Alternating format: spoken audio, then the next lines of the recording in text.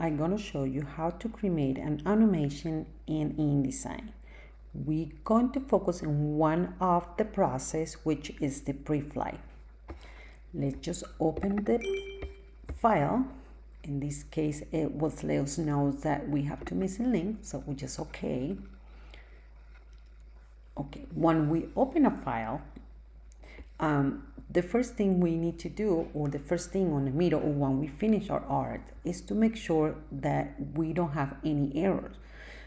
So to do that, we're going to open the Preflight panel. There's two ways we can do it.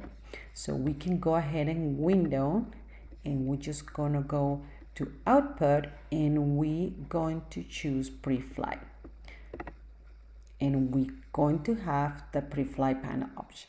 The other easy way you can find the panel, it's right button right here in the button. When you see the red dot, you're just gonna click and open the Preflight panel. This is really easy and fast way to find it. Okay, so when we open the Preflight panel, it is letting me know we have two errors, one link and one text. So let's do one at a time. So let's just click in link, and it will let me know what is the error, and it's missing links. One more time, and it's telling us that iguana image is missing. So let's click on this little number over here, and it will tell us in one of the in the document the place where the image is located. So one of the benefits to use the Preflight is not only just give us the error, take us the place, also just provides the information, what is the problem, what is the solution to correct it. So in this case, we have that link files missing, and one way to correct it is open the links panel and use the links button to find the link file. So let's go ahead and do that.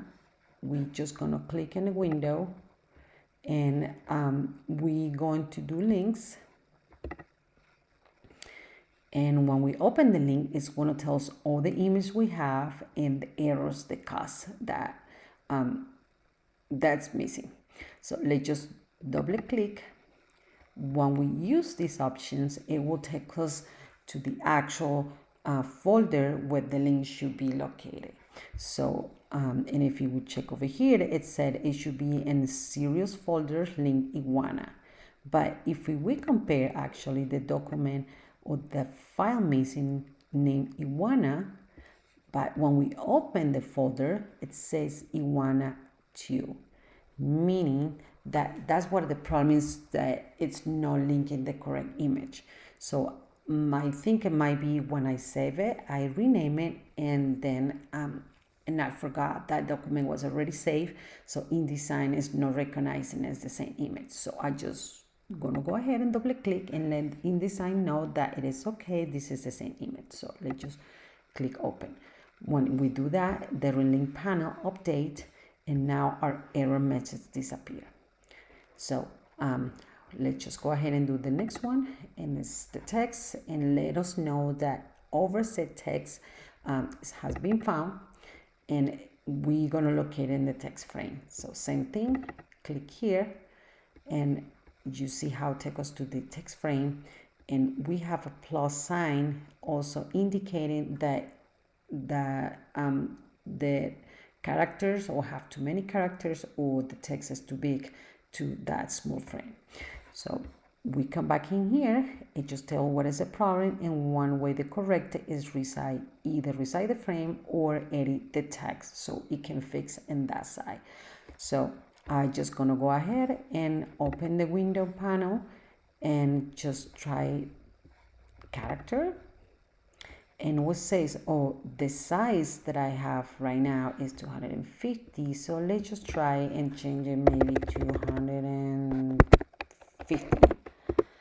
And when I do that, so my text has been adjusted, and it's a small. So now my error is being corrected, so I don't have it. So if I want to adjust, I can go ahead and adjust, and so it's the text get in the position that I want to be.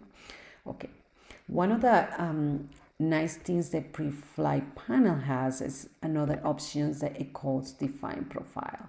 And define profile is a way that you can create your own profile, so you can put the settings that it's gonna help you in the future to save some time. So if we come back in here, we can see that we've been working with basic, and we also have digital publishing and via profile.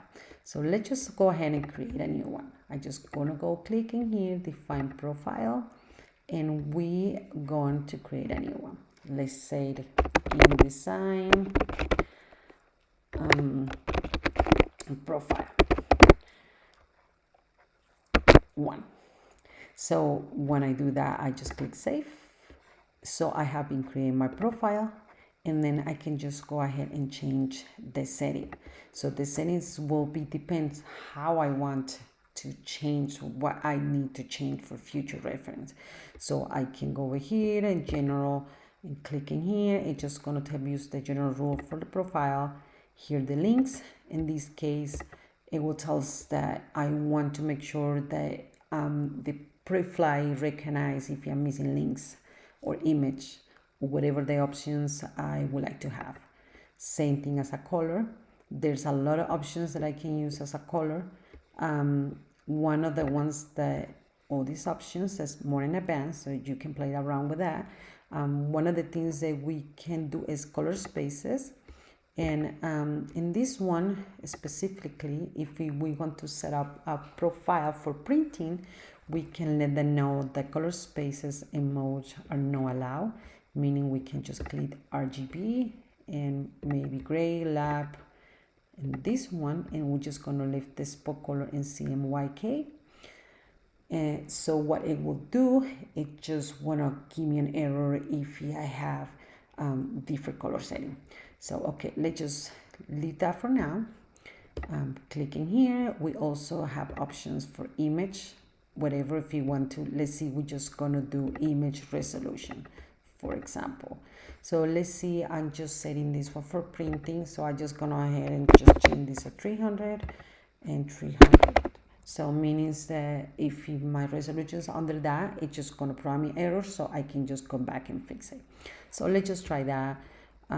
Also, we have text. We have several options that you can play around with that.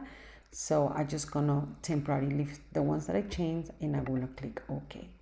When I do those options, I can go over here in the Preflight and change my profile option. And what I wanna do for this project that I have open, it will recognize new errors. And the errors I'm gonna have now, it's just the color setting. It will change it because I told them I want to make sure that it's CMYK, but actually this document, it was designed for a website, so it's hard RGB colors. So I will have to go ahead and go and switch panels and update it. And if you click in here, it will specify what is the things that I need to correct for that. We're gonna do the same thing for image and objects, and it will tell me the resolution probably is not correct as it was low resolution, so I have to go ahead and change the resolution as well. So I hope this is a quick tutorial. It was helpful, and with this setting is really helpful for future. We can change it as many settings we want, and it will help you to be more effective and save more time in the future.